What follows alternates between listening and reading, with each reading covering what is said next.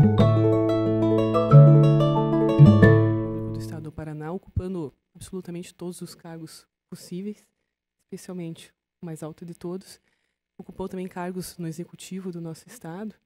E eu gostaria de destacar que eu considero aqui como presidente de uma associação, o cargo que eu considero mais importante, conselheira, que foi de presidente da Associação do Ministério Público do Estado do Paraná, por só 4 vezes.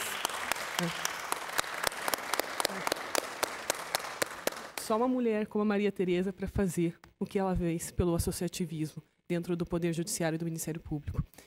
E com essa imensa alegria de estar aqui, compartilhando com você dessa mesa de encerramento, me passo a palavra porque sei que é você que todos querem ouvir.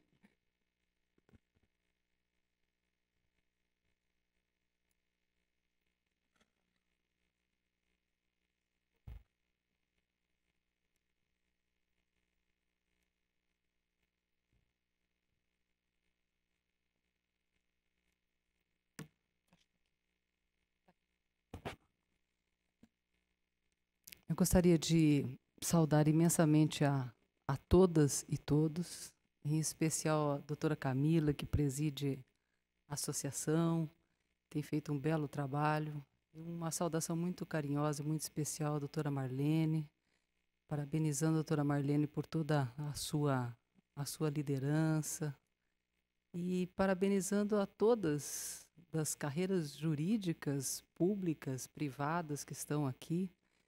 Na sequência da minha fala, acho que eu vou cumprimentando a cada uma, porque senão eu tenho certeza que, como disse a nossa ministra Luiz Linda, esquecerei e não quero correr o risco de esquecer. Eu ouvi com muita atenção e fiquei extremamente feliz de ver as mulheres falando com sentimento. As mulheres falando com sentimento sob duas perspectivas. Sob a perspectiva da importância das mulheres assumirem cargos de poder e da perspectiva de mulheres que exercem o poder e que podem fazer a transformação social na vida das pessoas, sejam homens, sejam mulheres, e verificando de que forma a dignidade da pessoa humana, que é o nosso princípio reitor, pode ser seguido. Eu preparei, e sei que o adiantado da hora não nos permite muito tempo, mas eu gostaria de fazer alguns registros aqui, se me permite, inclusive na presença da nossa ministra, Tribunal Superior do Trabalho, que muito nos honra nesta casa, desembargadora Lenice, Patrícia Panassolo, Leda, quero fazer também uma homenagem especial à Leda, que é uma das pioneiras aí nessa luta pelo feminismo, a Santa, né? Enfim, são tantas pessoas, e a Mariana, também uma saudação muito especial. Eu acho que o painel é um painel aqui sobre a participação de mulheres no Ministério Público no Poder Judiciário. Bom, no que diz respeito à minha trajetória, acaba sendo um mix, né? Eu ingressei com 18 anos de idade, através de concurso público, no Poder Judiciário. Passei no concurso para auxiliar de cartório criminal. E fiquei dos 18 anos até os 22, quando ingressei no Ministério Público.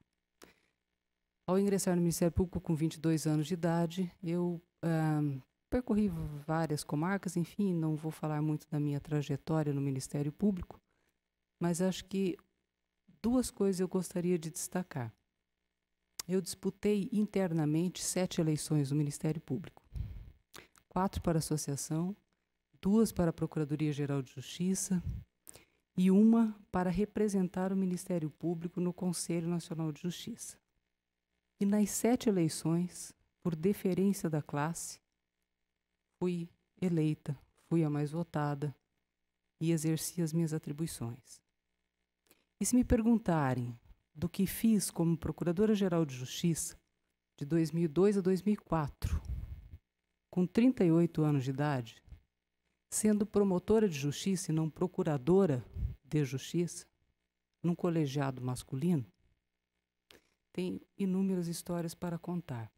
Mas de tudo que fiz, o que mais me orgulha é o fato de ter criado o primeiro centro de apoio operacional das promotorias de educação. Por entender que a educação é, de fato, o principal instrumento para a redução da exclusão social, da desigualdade social e da pobreza. Se investirmos na educação, nós estamos, de fato, investindo naquilo que temos que fazer para não reproduzir o cenário que hoje ainda se faz presente. Cada qual, seja na magistratura, no Ministério Público, na OAB, na Defensoria Pública, na Procuradoria do Trabalho, cada qual tem um grande desafio. Fez parte da minha história, por alguma razão, ter passado pelo Ministério Público do Estado do Paraná por 30 anos. Hoje sou procuradora aposentada, estou procurando alguma coisa. Hei de encontrar. Hei de encontrar. E também exerci a Secretaria de Estado da Justiça, Cidadania e Direitos Humanos no Paraná. E fui a primeira mulher secretária de Estado, em mais de 100 anos de instituição, sendo a secretária mais antiga deste Estado. Ao longo do período em que exerci a Secretaria de Estado, recebi muitas visitas, dentre elas a honrosa presença da desembargadora Luiz Linda, que volta e meia estava em Curitiba e nos fazia uma visita de uma maneira assim sempre muito fraterna, muito amiga. Me preocupou um pouco organizar as políticas públicas de direitos humanos nesse período. E organizar significa, como disse a Camila, né? A vida associativa, ela nos dá algo diferente, que é você pensar, não é top-down, é follow-up. Você olha a base e vê como você constrói a política pública. Eu acho que política pública nós construímos ouvindo as pessoas, ouvindo as conferências municipais, ouvindo as conferências estaduais. E, ao ouvir conferências municipais e conferências estaduais temáticas, nós precisamos transformar essas conferências em planos de ação. E para ter planos de ação, como foi dito aqui, Plano Estadual de Igualdade Racial, nós precisamos ter os conselhos governamentais e não governamentais. Esses conselhos representativos precisam ouvir os reclamos das conferências municipais, das estaduais, e a partir daí criar planos de ação. São os planos estaduais. Na Secretaria de Justiça nós tínhamos 4 departamentos: o Departamento de Direitos Humanos, o Departamento do Consumidor, o Departamento Penitenciário e o Departamento de Política sobre Drogas. Imagine a diversidade disso. Imagine o desafio diante do descompasso. Para alguns, nós já tínhamos conselhos constituídos. Para outros, sequer se falava em conselhos. Então, para aqueles que nós já tínhamos conselhos constituídos, nós, então, e o GDIEL era o coordenador do Departamento de Direitos Humanos, nós fomos gradativamente construindo planos estaduais. Então, foi o primeiro plano estadual LGBT. Foi o primeiro plano estadual de política para mulheres. O primeiro plano estadual de inúmeras outras políticas públicas. O primeiro plano estadual para migrantes e refugiados. E o que é um plano? O plano é mais ou menos, em resumo, 5W2H. Quem faz o quê em quanto tempo? Qual é a secretaria, qual é o orçamento, quem tem que fazer o quê, qual é a ação e como nós vamos monitorar o resultado dessas ações. E, enfim, os que não tinham conselhos, nós criamos conselhos. Era a questão indígena, a questão dos quilombolas, a questão dos ciganos, a questão dos pescadores, enfim, e aí vai uma infinidade de atuações. Mas não é sobre isso que eu quero falar. Vencido o período na Secretaria de Estado da Justiça, voltei para o Ministério Público. Logo depois eu me aposentei, mas eu queria ir para o Conselho Nacional de Justiça. Não deu certo, me aposentei. De repente, acabei indo para o Conselho Nacional de Justiça, como conselheira, representando a Câmara dos Deputados. Então, hoje eu represento o povo no Poder Judiciário.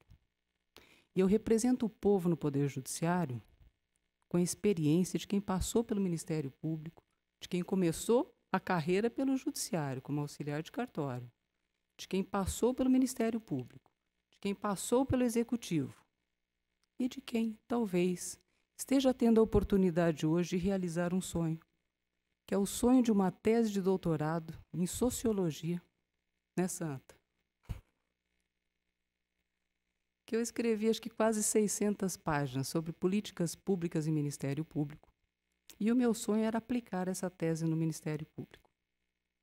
Não tendo sido possível, eu estou hoje tendo a felicidade, doutora Marlene, de aplicar essa tese no Poder Judiciário.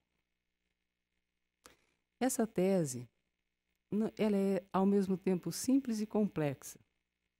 Essa tese diz o seguinte: políticas públicas e Ministério Público. Agora vamos falar. Políticas públicas e Poder Judiciário, ok, são instituições públicas.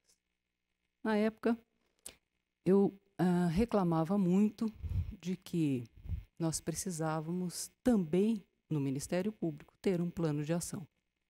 Esses planos de ações, de políticas públicas que foram construídos na época da Secretaria de Justiça, nós poderíamos ter implementado no Ministério Público, de 2000 a 2015, implementando os Objetivos de Desenvolvimento do Milênio, que foram de 2000 a 2015, que eles servem para 193 países. Não foi possível. Só que, em 2016, os Objetivos de Desenvolvimento do Milênio foram sucedidos pelos Objetivos de Desenvolvimento Sustentável, que é a Agenda 2030, que tem 17 Objetivos de Desenvolvimento Sustentável, que se aplica a 17 países, que é uma forma de dar efetividade a direitos humanos com metas e indicadores mensuráveis, com métricas, ou seja, com metodologia própria de construção de políticas públicas e avaliação de resultados. Quando, então, o ministro Toffoli assumiu, e ele tem o desafio de dar continuidade ao planejamento estratégico do Poder Judiciário, que vai até 2020. Um dia eu falei, ministro, quem sabe esse desafio de nós tratarmos da Agenda 2030 no Poder Judiciário? Boa ideia. Nós temos o nosso planejamento vencendo 2020, é uma boa ideia. Falei, ministro, sabe quantos países o Poder Judiciário já instituiu essa Agenda 2030? Vamos pesquisar. Pedimos à Embaixada Brasileira e pedimos ao PNUD que fizesse uma pesquisa no Judiciário de 193 países para ver qual Poder Judiciário tem metas e indicadores associados a essa agenda. Resultado: zero, nenhum. O Brasil é pioneiro. Não é pouca coisa. É um grande desafio. Se eu pudesse usar aqui uma figura geométrica, eu usaria a figura do triângulo. E da seguinte forma. Hoje, nós temos uma base em que as pessoas nascem e as pessoas morrem. É o ciclo da vida. Nós temos uma população economicamente ativa, nós temos crianças, nós temos mulheres, homens.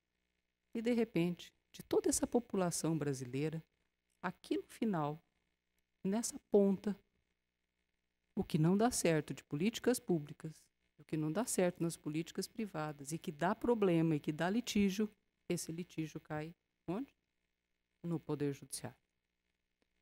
Se ele cai no Poder Judiciário, não é possível você usar a Agenda 2030, que compara 193 países, dizendo o que é que o Brasil faz em relação à educação, à saúde, ao meio ambiente, à justiça, isso e aquilo, sem virar essa figura.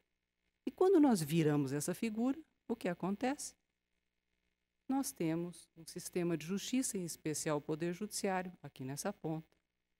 E aí você começa a fazer a seguinte leitura. O que é que está congestionando o Poder Judiciário? Onde está a concentração da judicialização? Onde é que o Ministério Público está entrando com as ações? Onde é que a Defensoria entra com as ações? Onde é que os advogados estão entrando com as ações? Quando você olha essa figura geométrica ao contrário, você percebe que essas ações estão concentradas na saúde, medicamentos e tratamento, na pobreza, em determinadas ações relacionadas à assistência, enfim, e aí vai. No crime, em determinados crimes, na violência e tal, e você olha tudo isso ao contrário.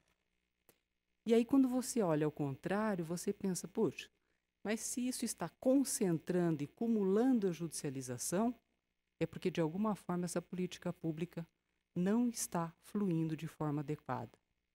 Então, o judiciário pode, e ontem ainda discutia isso em Brasília, o judiciário pode pensar de uma forma absolutamente inovadora, através de laboratórios de inovação, inteligência, que não é necessariamente inteligência artificial, mas é inteligência humana comandando a inteligência artificial, e ODS, Objetivo de Desenvolvimento Sustentável, ao que nós damos o nome de LIODES, Laboratório de Inovação, Inteligência ODS, acabar de quebrar completamente a hierarquia do judiciário. O judiciário que é hierarquizado num ambiente de laboratório de inovação não tem hierarquia. O estagiário, o desembargador, o ministro, o conselheiro do CNJ, todos eles ficam em nível de igualdade para dizer: nós estamos aqui, num laboratório de inovação, a partir de um problema a ser resolvido, e vamos pensar em indicadores para o Poder Judiciário. Então, se a Agenda 2030 ela tem metas e indicadores, nós vamos pensar em indicadores para o Judiciário. O que são indicadores? São métricas. Número disso, número daquilo, número daquele outro, nós vamos medir. O que nós vamos medir? Eu não sei. Então, nós fizemos, nesse período, 11 laboratórios. Aqui em Curitiba, nós fizemos um no Tribunal Regional do Trabalho, na Justiça do Trabalho. Nós fizemos um no Tribunal de Justiça. Escolhemos alguns ODS dos 17 e pensamos como é que nós vamos construir indicadores para o Poder Judiciário.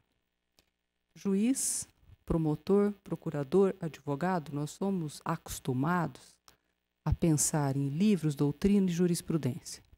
Nós não somos acostumados a pensar em métricas e indicadores. Isso é coisa de estatístico, isso é coisa de quem mexe com tecnologia da informação. Embaralha tudo para ver o que acontece. Aí, lá em Brasília, fizemos um laboratório com os especialistas do IPEA, que tem um especialista para cada ODS, para cada meta e para cada indicador. Aquilo era uma dificuldade de linguagem, parece que cada um falava uma coisa. Afinal, nós fomos nos entendendo. Resultado: em 90 dias, nesse comitê que eu coordenei e continuo coordenando, que é o da implementação da Agenda 2030 no Poder Judiciário, nós obtivemos o seguinte resultado. E apresentei esse resultado no plenário do CNJ. Qual foi o resultado? Primeiro, será que os tribunais sabem o que é a Agenda 2030? Provavelmente não, porque é um tema estranho ao judiciário. É um tema mais afeto ao executivo, às políticas públicas, empresas, sociedade civil, privada e tal. Bom, então começamos a dialogar com os tribunais, indagamos os tribunais. Você tem boas práticas relacionadas à educação, à saúde, à sustentabilidade, tal. Sabe qual foi o resultado? Nós recebemos 540 exemplos de boas práticas dos tribunais brasileiros, com a portaria, com o ato, com a resolução. Nós indexamos todas as resoluções do CNJ do plenário, todos os provimentos da corregedoria do CNJ. E hoje nós mostramos que, sim, o judiciário participa, contribui e muito com os ODS. 2. Então, vamos em frente. Desses laboratórios que fizemos, LIODES, com a participação da magistratura, fora em São Paulo, em Brasília, no Espírito Santo, não sei aonde, cada hora uma temática e tal. Quantos indicadores nós construímos? Do estagiário ao ministro, 305. Esses 305, nós estamos hoje transformando na metodologia que é utilizada pelo IBGE e pelo IPEA. Estamos adequando isso. Os 305, que foram, depois de consolidados no brainstorm, Eles foram lidos, relidos e revistos por juízes.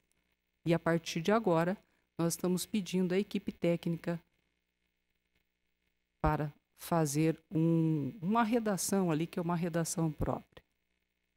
Muito bem. Disso, nós temos também, e aí acho que vai talvez uma das partes importantes, embora imperceptíveis. Então, nós trabalhamos os tribunais dizendo quais eram as boas práticas. 2, os laboratórios criando, isso é criatividade pura. 305 indicadores.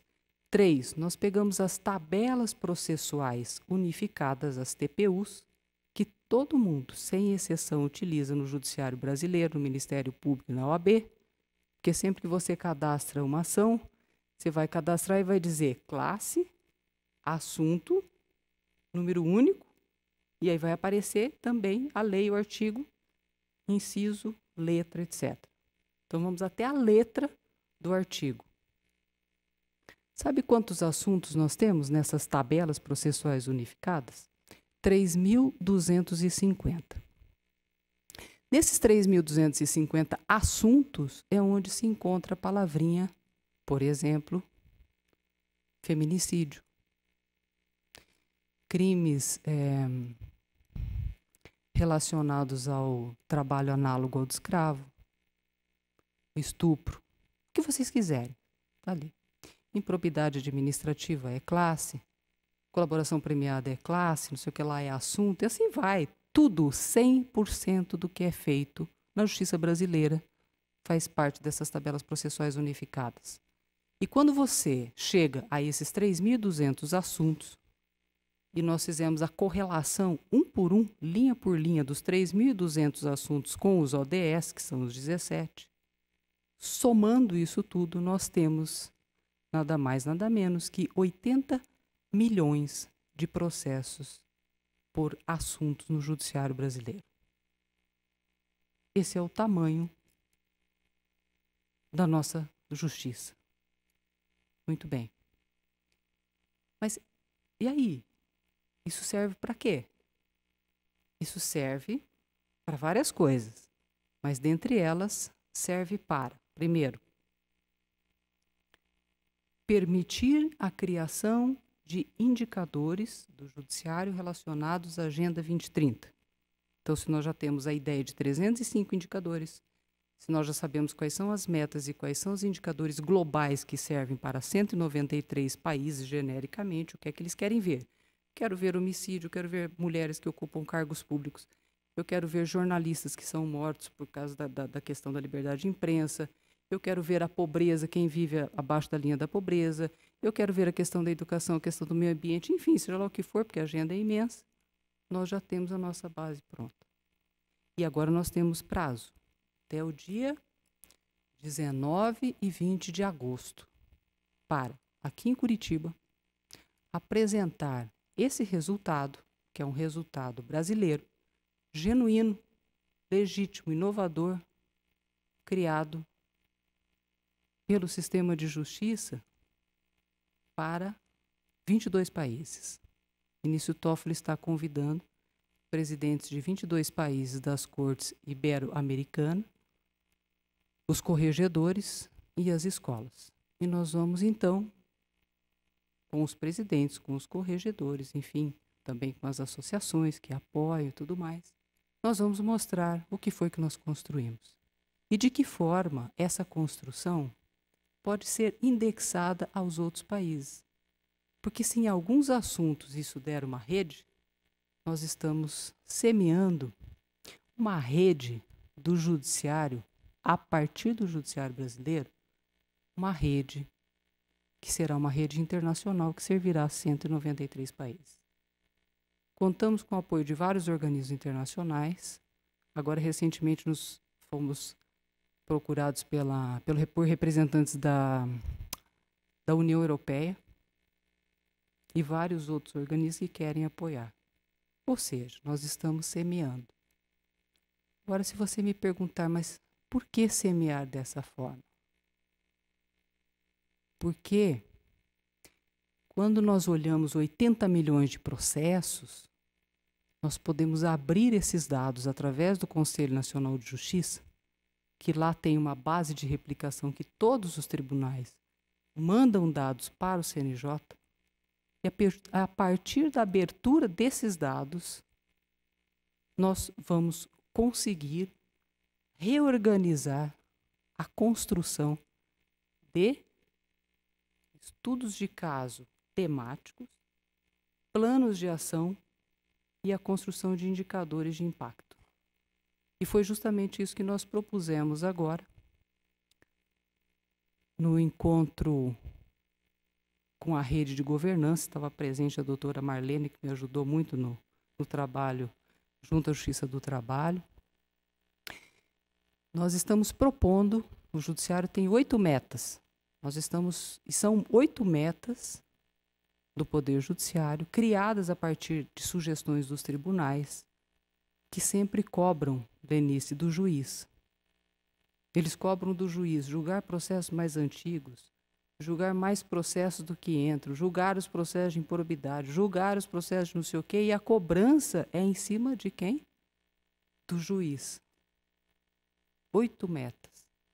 A nossa proposta, Mariana, é que a meta 9 seja uma meta no judiciário de inovação. É uma meta para os tribunais e não para o juiz. Ninguém quer cobrar do juiz. Nós queremos cobrar dos tribunais, junto com os tribunais. Que cada tribunal, e são 92 tribunais, seja capaz de fazer um estudo de caso. Então, um estuda feminicídio, o outro estuda violência familiar, o outro desastres com barragens, o outro um outro tema qualquer, o outro estuda corrupção, o outro estuda trabalho escravo, o outro estuda trabalho infantil. Enfim, dessa cesta, dos 3.250 assuntos que conformam a tabela com 80 milhões de processos, dos 3.200 escolhe um tema e faz um estudo de caso. Desse estudo de casos, é um estudo de casos que não é só do judiciário. Converse com o vizinho, converse com o Ministério Público, o Judiciário, com a OAB, converse com a sociedade civil. Vamos ver se esse problema está no Judiciário ou se está fora dele. Vamos falar, por exemplo, de medicamentos? Ok. Nós fizemos um case de medicamentos aqui do Paraná. E nada mais, nada menos que talvez em uma semana. A Justiça Federal disponibilizou os dados dos medicamentos TRF da 4ª, mas em especial o nosso foco era o Paraná. E o Tribunal de Justiça, desembargador Xisto, disponibilizou os dados da Justiça Estadual. Somamos todos os processos. Sabe quantos? 6.600 processos que dizem respeito a medicamentos. Isso é de interesse direto do Ministério Público? É. Porque o Ministério Público atende na área de saúde em muitos casos. Desses 6.600 processos, sabe qual foi a nossa preocupação? Não saber a quantidade de processos, mas saber quais eram os medicamentos mais demandados. E nós chegamos, sim, na lista dos 20 medicamentos mais demandados, o nome do medicamento, o valor unitário de cada comprimido e o valor total que se gasta ao longo dos anos com todos esses medicamentos. Cruzamos esses dados também com a outra tabela do ENATJUS para saber o que estava lá e o que não estava. E hoje a gente tem um cenário disso. Um cenário que foi construído aqui em Curitiba com a participação de juízas federais que são da área de medicamentos, com a participação do TJ. O que a gente tem hoje? Um diagnóstico. Com esse diagnóstico, que te permite localizar imediatamente o número único do processo, é possível, então, fazer um estudo de caso, elaborar um plano de ação e resolver por medicamento o que é que está acontecendo. E aí você tem um indicador de impacto de redução da judicialização em relação a medicamentos. Esse é um exemplo. São 3.250. E cada um a gente abre da maneira que quiser. Muito bem. Eu quis dizer isso para mostrar que nós estamos no contexto da Agenda 2030. Eu poderia falar sobre inúmeros assuntos, inúmeros. Eu vou falar de 3 e eu encerro. 1.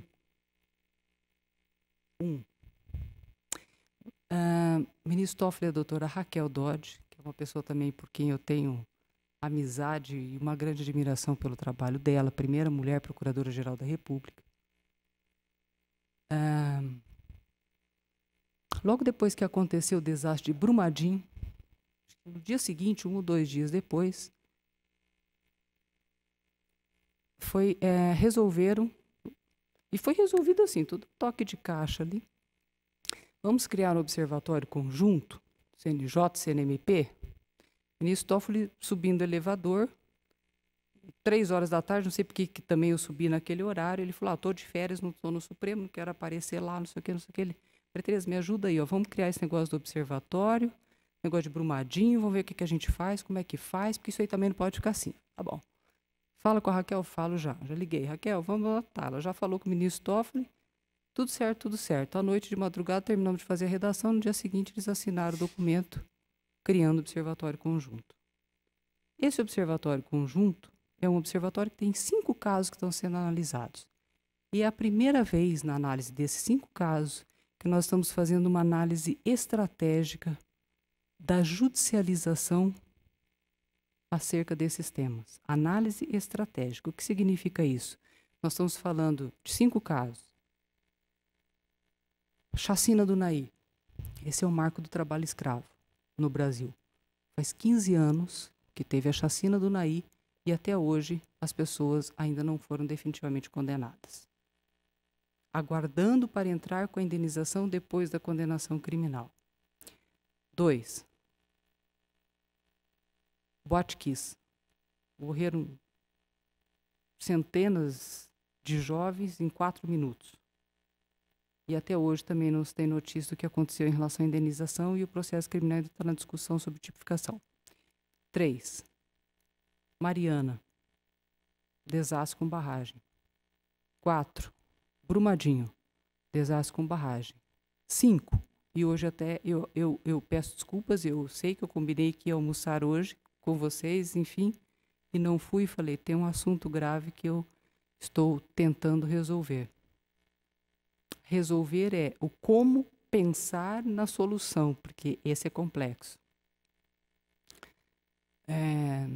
Maceió tem um bairro, que é o bairro do Pinheiro, e atendi uma procuradora do trabalho, ela pagou a passagem, foi para Brasília, antes de ontem, saiu do CNJ 10 horas da noite, conversando comigo até as 10, e ela quase chorou por inúmeras vezes. Ela falou, eu nasci aqui, eu estudei aqui, e o que eu estou vendo hoje? Que esse bairro tem mais ou menos ali 25 mil casas que estão prestes a afundar. Literalmente afundar. E são mais de 40 mil pessoas que podem morrer. Esse é o tamanho do problema. Antes de ontem. Nós já havíamos tratado disso numa das reuniões do CNJ, do observatório, que acontece de 15 em 15 dias, com a presença do ministro Toffoli, com a doutora Raquel, e a gente ali naquele observatório, 2 conselheiros CNJ, CNMP, e a estrutura e tal, porque a gente está vendo esses casos. Muito bem, o que nós fizemos dos casos passados? Tem um site, que é o site do Observatório, Observatório Nacional de Questões Complexas. Mariana, são mais de 70 mil ações ajuizadas. E essas 70 mil, nós fomos tribunal por tribunal, Tribunal do Trabalho, Federal, Estadual, todos os processos com número único, o número único do processo, para quem quiser pesquisar, está disponível no site. Brumadinho, são o maior acidente de trabalho do Brasil. Mariana, maior acidente ambiental do Brasil. Também, Brumadinho, toda semana nós estamos atualizando o número de todas essas ações. 3.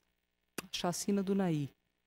Tem uma união estável que faz 15 anos que está tramitando na justiça. E aí você começa a ouvir as pessoas e fala assim, alguma coisa a gente tem que ajudar a resolver. E o que nós estamos fazendo com isso? Vendo onde é que ele está. Esse aqui parou no STJ, esse aqui parou no TRF, parou não sei aonde. O processo é ainda é físico, não foi digitalizado, e aí vai. E aí a gente vai desembrulhando, conversando. Tá? Um grupo de WhatsApp com os juízes, CNMP, um grupo de WhatsApp com os membros do Ministério Público, já fomos lá umas 3, 4 vezes, e agora, quais as vezes que nós fomos para Belo Horizonte? Primeiro, para conversar com a Justiça Federal e Estadual do Trabalho. Depois, com o MP Federal e Estadual do Trabalho, todo mundo junto. Faz um curso de capacitação e mediação para todo mundo. 2, um curso levando a Agência Nacional de Águas, a Agência Nacional de Mineração, a ANEEL, a AGU, Estado, Bombeiro, Defesa Civil, município. Vamos reunir todo mundo. Os juízes e procuradores não falaram. Eles só ouviram o que cada ator faz. Agora nós vamos para a terceira reunião. Sabe para quê? Para construir um plano de gestão de risco. Para saber o que cada ator pode fazer, 3 prioridades para cada um, para montar um plano de gestão de risco para prevenir desastres com barragens. Por quê? Porque nós temos 24 mil barragens no Brasil. E sabe quantas estão em duplo grau de risco? Risco de engenharia, CRI, e risco de dano potencial associado, que as pessoas podem morrer, quase 500. Nós estamos aprendendo com o que já foi, nós estamos com o cenário agora desse bairro que está afundando por causa também de extração minerária, e nós temos que fazer alguma coisa. Então, nesse aspecto, quando nós falamos de igualdade de gênero, eu acho que a igualdade de gênero, ela é muito positiva, sim. Não pela finalidade de si própria, de ter mulheres em algum espaço de poder, mas para que a sensibilidade das mulheres, associada ao trabalho que os homens também desempenham, seja possível canalizar forças para enfrentar algumas situações.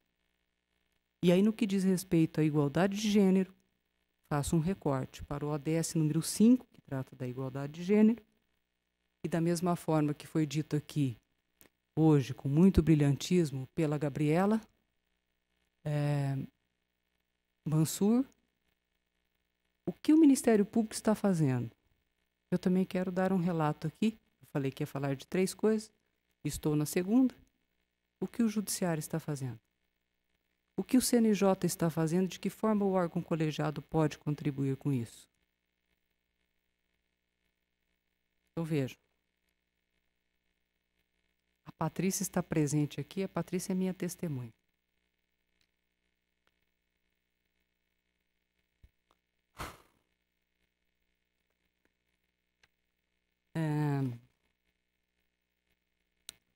Eu me recordo que a Patrícia me apresentou para a Clara. A Clara um dia vai lá no gabinete e fala, olha, a gente está com um pleito aqui da JUF Mulheres, não sei o que, questão de igualdade de gênero, querendo que saia alguma resolução, alguma coisa e tal. Falei, eu não posso ajudar muito, mas vamos fazer uma pesquisa quantitativa para ver o número de mulheres, alguma coisa, né? Nem que seja assim, uma experiência ali e tal. Beleza, fizemos. E isso foi. Aí, quando chegou no finalzinho da gestão da ministra Carmen Lúcia, eu estava no avião, sei lá por quê, indo para não sei para onde. A ministra liga e fala assim, Maria Tereza, está em Brasília? Ministra, tô viajando, mas segunda-feira eu tô aí. Então, você, na hora do almoço, vem aqui e almoça comigo. Tá bom. Aí eu fui, falei, lá vem serviço, né? Finalzinho da gestão dela. Ela falou, Maria Tereza, é o seguinte, eu quero muito aprovar algumas resoluções. Uma delas é a questão de igualdade de gênero no que diz respeito às mulheres vítimas de violência. Eu fiz esse programa, visitei os cárceres, visitei as mulheres, a criação do CEVID, o programa Paz em Casa, não sei o quê. E eu queria muito que isso aí se transformasse numa resolução do colegiado, não num ato do presidente, porque às vezes depois se desfaz e tal. Falei, então já vamos aí as outras conselheiras também, a Iracema. Logo chegou a Daldice e tal, dela falou, olha, então eu quero muito aprovar essa resolução. Falei, então, vamos fazer o seguinte, ministro, vamos aprovar a outra também, né, que diz respeito à importância da representação feminina no Poder Judiciário, que é a 255 e tal. Ela falou, tá, você me ajuda numa e eu te ajudo na outra. Falei, vamos ajudar. Então começa ligando para todos os conselheiros, ver se a pessoa vai aprovar ou não vai aprovar. Falei, deixa comigo. Aí ligue, pai, vai, não sei o quê. Chegou no dia da sessão, ela pegou, me chamou no gabinete dela no quarto andar e falou: eu vou para a sessão, você vai descer junto comigo, você vai me garantir que essas resoluções vão ser aprovadas. Falei: ministra, tranquilo, vamos aprovar todas elas. Já tinha conversado com todo mundo antes, né? Tinha feito trabalho de articulação ali. Tranquilo, vai dar tudo certo. Acho que foram 4 resoluções aprovadas no dia, dentre as quais a 254 e a 255. Patrícia estava lá, fez um discurso bonito na hora, várias pessoas falaram e tal, que representa a resolução 255 para o Poder Judiciário. A resolução 255 para o Poder Judiciário, ela trata da Política Nacional de Incentivo à Participação Feminina no Judiciário. São 3 pontos que foram destacados aqui hoje pela Mansur, que é o mesmo trabalho que vem sendo feito no CNMP. E a gente tabelando daqui para lá, de lá para cá, junto com o CNMP, e a Mariana lá me mandando mensagem, não sei o quê, e tá, e agitando. Falei, vamos lá. Bom, 3, bancas de concurso. Resolução do plenário do Conselho Nacional de Justiça. 2, mulheres exercendo cargos de chefia, direção e assessoramento superior. 3, mulheres como expositoras em eventos institucionais. Maravilha, aprovamos a resolução. Foi criado por portaria um grupo de trabalho com 3 conselheiras. Eu faço parte desse grupo, com várias juízas, enfim e tal. O que resultou disso? Resultou o quê? Nós já fizemos uma pesquisa sobre a participação das mulheres no judiciário, que foi recentemente divulgado no encontro A Juíza Mulher. E essa pesquisa foi feita com base na pesquisa que tinha sido feita no CNMP. Nós espelhamos a pesquisa com perguntas parecidas, só que estendendo para as servidoras, com recorte temporal parecido. 2, estamos em andamento com uma outra pesquisa para efeitos de memorial, perguntando como foi a participação das mulheres desde que o tribunal foi criado, 3 páginas para cada tribunal, e a gente vai fazer um livro compilando o resumo da história desse memorial. A outra questão que acho que foi muito importante, um evento chamado A Juíza Mulher. Desafios na carreira e julgar com perspectiva de gênero. Fizemos isso junto com o ministro Herman Benjamin da Infam, chamando representantes, juízas do Poder Judiciário brasileiro, dos segmentos, 3 por estado, 4 por estado, enfim. Foi um trabalho fantástico, com muita criatividade, com muita construção coletiva, seja para atividade meio, seja para atividade fim. E esse encontro, A Juíza Mulher, será reproduzido por mais 4 vezes até o segundo encontro, A Mulher Juíza. E esses temas, a Leda estava presente lá, Lenice também, enfim. Esse segundo encontro, A Juíza Mulher, nós teremos tempo até lá de construir a pauta daquilo que está vindo das mulheres. Muito bem. Naquele mesmo dia em que a Juíza Mulher estava acontecendo, nós encaminhamos um ofício à Comissão de Gestão Estratégica, e eu faço parte dessa Comissão de Gestão Estratégica, sugerindo que na premiação anual que é conferida a todos os tribunais, que é o tal do selo, agora eles mudaram um pouco o nome, mas é a mesma coisa do selo, né, um prêmio de qualidade para o judiciário, que fosse incluído o item ali, cumprimento da resolução 255. E deu certo. Deu certo e o ministro já encampou e já colocou lá 10 pontos para o tribunal que cumprir a resolução 255. Muito bem. Aí, recentemente, reacendeu o movimento Mulheres em Bancas de Concurso. E aí foi marcada uma audiência pública por um outro conselheiro que cuida dessa pauta. E para essa audiência pública, um pouco antes, nós já soltamos um artigo, né, movimentando ali, dizendo: bancas de concurso tem 2 questões que são importantes. Eu fiz um ofício do gabinete. Aumentar o número de mulheres participando, que é 255, e 2, incluindo a Agenda 2030 na programação dos concursos para a magistratura brasileira. Na audiência pública, várias juízas sustentaram, foi lindo agora, recente. Chegaram lá com mais de 1.000 assinaturas que foram colhidas assim, de uma hora para outra. Do MP, da magistratura, da OAB, dos professores das universidades, foram mais de 1.000 assinaturas. Movimentos bonitos.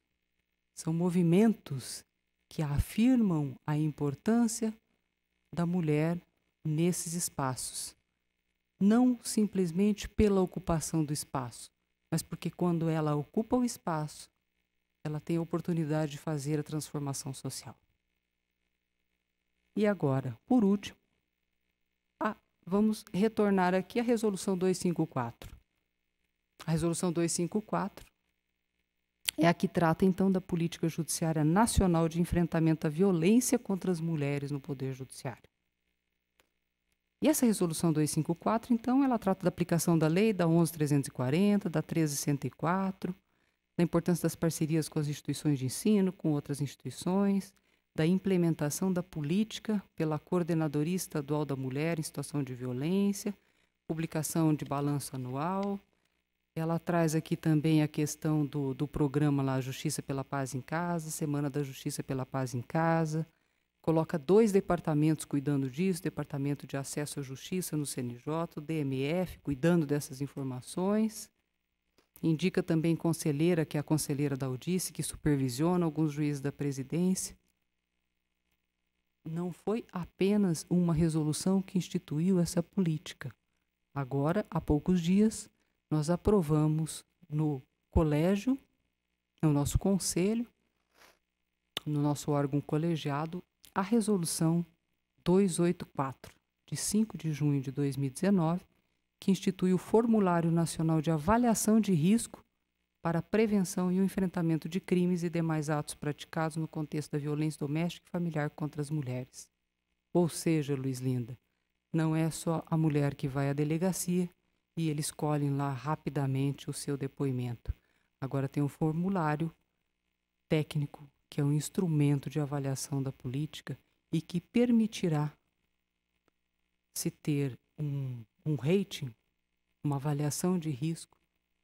Enfim, tem um questionário também feito pelo CNMP, fizeram ali em conjunto, né, são várias contribuições, mas isso faz com que o judiciário também inove, porque o judiciário, via de regra, não trabalha com instrumentos de avaliação institucional, e esse é um forte instrumento de avaliação institucional.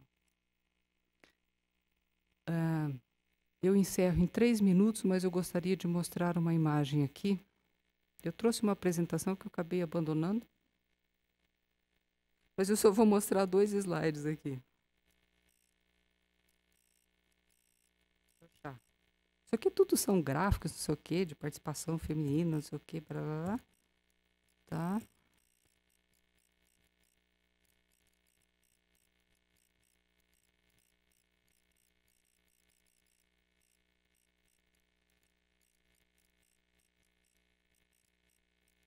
Aqui tudo da agenda dos ODS, aqui os atos normativos, né, de cada um dos ODS, tudo numa ferramenta de BI, você clica, já tem o ato ali, isso que a gente vai publicar, está tudo disponível já para consulta, mas o que eu queria mostrar é isso aqui.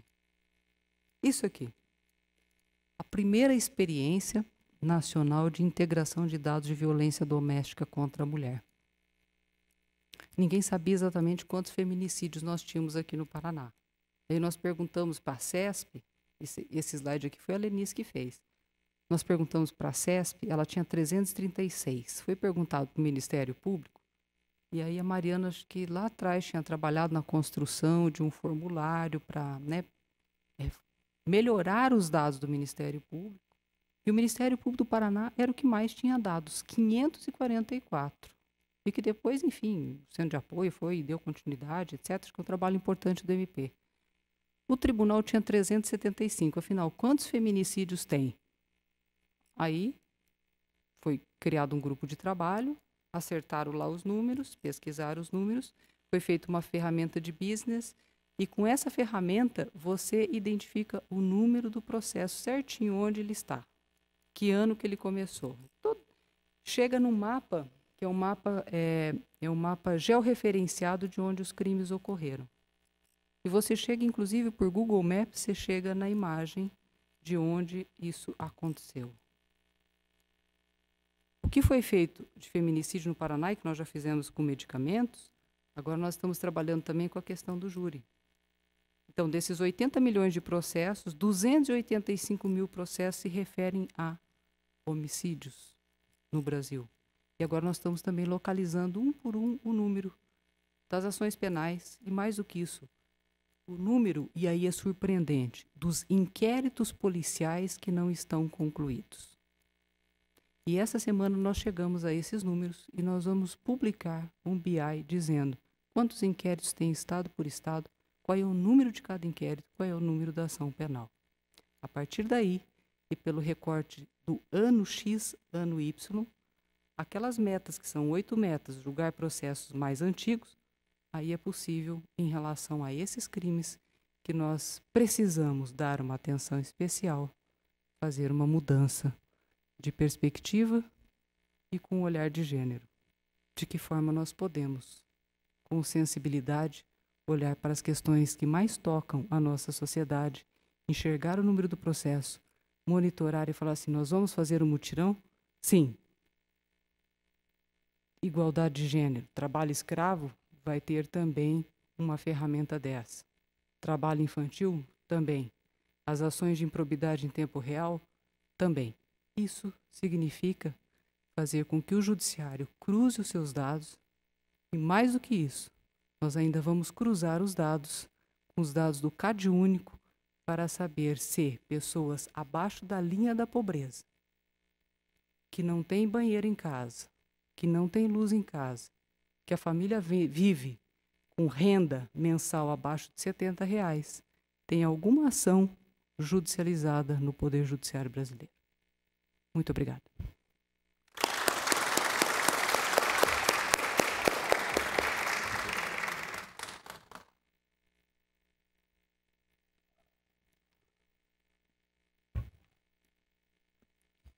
Eu peço licença só para fazer um rápido agradecimento e encerramento aqui da fala. E eu acho que é importante pontuar algumas coisas. Primeiro que eu, semana passada, viajei com uma pessoa que há muito tempo trabalha com a Maria Tereza. E a gente estava comentando o desafio que é trabalhar com a conselheira. Assim, a capacidade, a visão da Maria Tereza é algo absolutamente surpreendente e é um desafio acompanhá-la. É realmente impressionante a quantidade de coisa produzida. É uma vida produzida, é absolutamente impressionante. E é um absoluto prazer, conselheira, conviver com você, ter orgulho de dizer que você é do nosso estado, o trabalho maravilhoso que você fez aqui no nosso estado e que agora leva para o âmbito nacional. Então, eu só posso externar o nosso profundo agradecimento e você dedicar tanto do seu tempo a nós, do Judiciário, do Ministério Público, das carreiras jurídicas, a população em geral. Muito obrigada.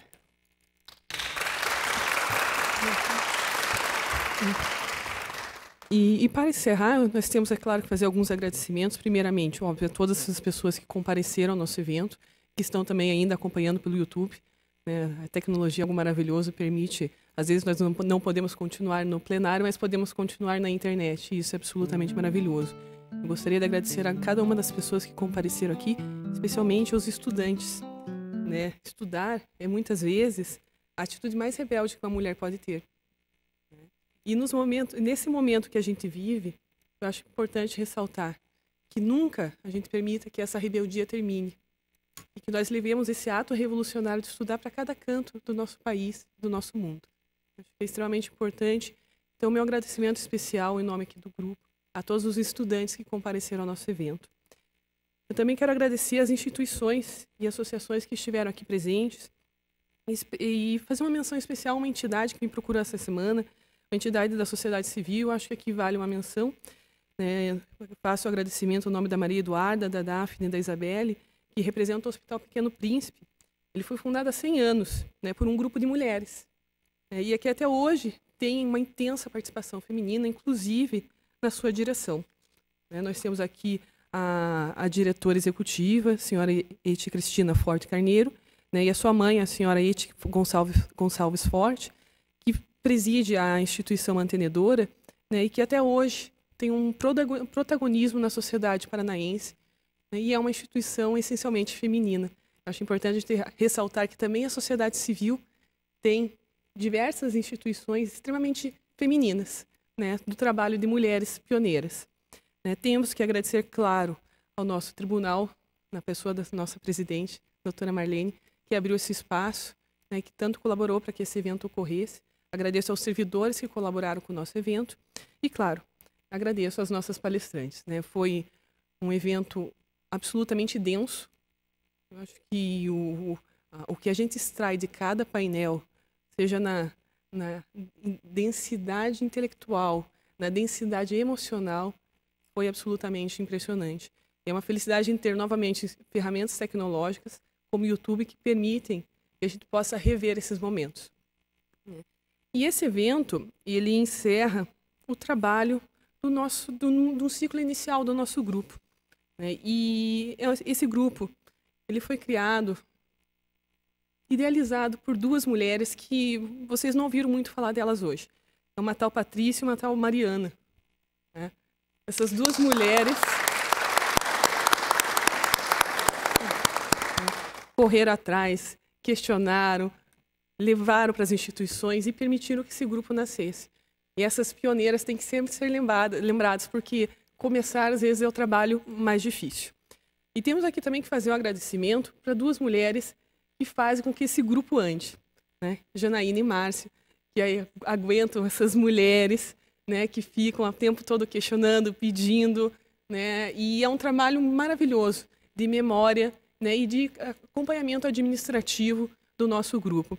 E daí aqui eu agradeço, claro, o Ministério Público do Estado do Paraná, que cede essas duas pessoas para a gente, na pessoa do seu procurador, o doutor Ivonês Foja, e do coordenador do Centro de Apoio Operacional das Promotorias de Justiça de Proteção dos Direitos Humanos do Ministério Público do nosso Estado, doutor Olímpio de Sá Sotomayor Neto.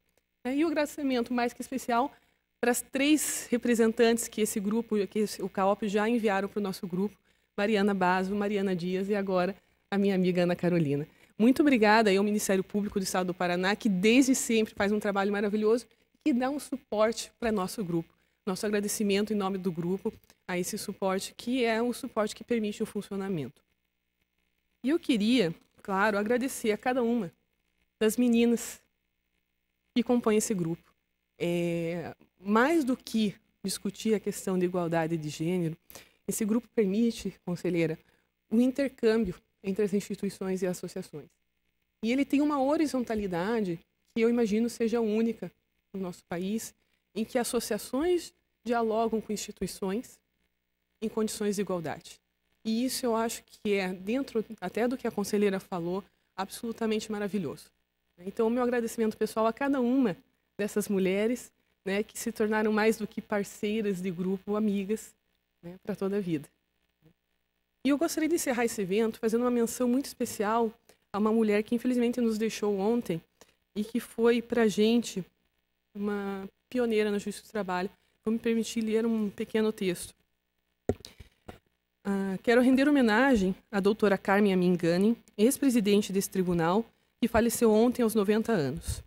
Doutora Carmen foi uma mulher pioneira, admirada por todos que tiveram o prazer de trabalhar com ela. Sua história é a própria história da Justiça do Trabalho no Paraná e da Amatra 9, de quem foi fundadora e componente da primeira diretoria. Foi também a primeira mulher a presidir um tribunal na região sul e a segunda mulher a presidir um tribunal regional do trabalho em nosso país. Mulheres como a doutora Carmen desbravaram um longo caminho e permitiram que outras mulheres, como nós, estivessem aqui hoje, ocupando esse espaço. Pela sua luta e pela sua memória, doutora Carmen, registro os profundos agradecimentos em nome da Amatra 9, sua eterna casa, e do nosso grupo de estudos interinstitucional sobre igualdade de gênero no Poder Judiciário e no Ministério Público. Muito obrigada e boa noite a todos. Agradecendo novamente a presença de todos. Nesse momento, a doutora Camila entrega as nossas lembranças à nossa painelista, a gravura de Potilo Lazarotto, o poema de Helena Collodi e o livro Direitos Humanos no Trabalho pela Perspectiva da Mulher.